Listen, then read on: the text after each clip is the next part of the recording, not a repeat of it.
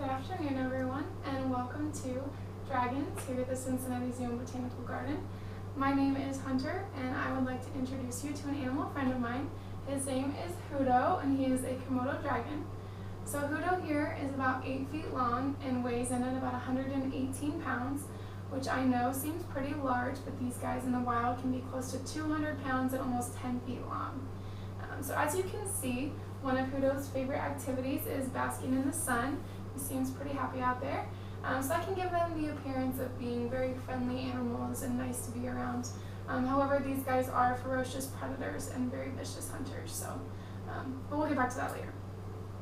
The first Komodo dragon that we had here was a gift given to George H.W. Bush as a gift from the Indonesian government. His name was Naga, and we kept him here for several years. And then he was relocated to another zoo. And then a little bit further on down the road, we acquired Hudo, who is the grandson of Naga. In their native lands, Komodos are highly respected and actually seen as ancestors of the native people. As a result, they have been named the national animal of Indonesia, very similar to how the bald eagle is the national animal of the United States. So these guys are very rare. They're only found in 5 islands in Indonesia. They prefer a mostly tropical environment with very high temperatures and even higher humidity. They're most commonly found in dried out river basins or murky mud flats, but they can be found on beaches or even ridge tops since their environment is so limited. So Komodo dragons are the largest living lizard species in the world and have several adaptations that have helped them survive over the years. So how many of you think that Hudo can breathe fire like a real dragon? No, not quite. So the name dragon actually comes from tales that people used to tell back when they were first discovered. They would pass by the island and see these giant lizards that look just like dragons. So even though they're not dragons and they can't breathe fire, they do have a lot of other neat adaptations. So first of all, they have very long, sharp claws that allow them to climb trees and rocky hillsides, and they can also be used to fight with other Komodos and help them take down their prey. They have really strong, powerful legs, even though they are short. That can help them run up to 11 miles per hour, but not for very long, only in short bursts. They also have a very muscular tail that they can use as a weapon to help defend themselves. They also have a very strong and very keen sense of smell that they use for hunting, and allows them to smell prey from several miles away, which could really come in handy. Their skin is comprised of rough and durable scales that are reinforced by bony plates for extra protection, and I do actually have a piece of Hudo's shed skin if you guys would like to come and feel it towards the end of our chat.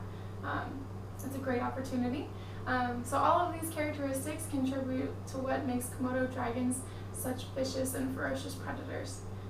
So speaking of being a predator, would anyone like to guess what Komodo dragons in the wild might like to eat? So these guys will feed on just about anything they can find, be it water buffaloes, rodents, deer, carcasses of already deceased animals, and even other Komodos. So they have 60 sharp serrated teeth inside their mouth that they use to create a large gash in prey, and then they will inject venom into that wound. So perhaps the most interesting thing about Komodo dragons is that their teeth are retractable, similar to cat claws. So when they're relaxed, you can't see any of their teeth, but when they're tearing into a meal or a piece of meat that they're eating, their gums pull up to reveal their long, sharp teeth. So the action of the teeth pushing through the gums, through small holes in the gums, is what actually triggers the secretion of the venom.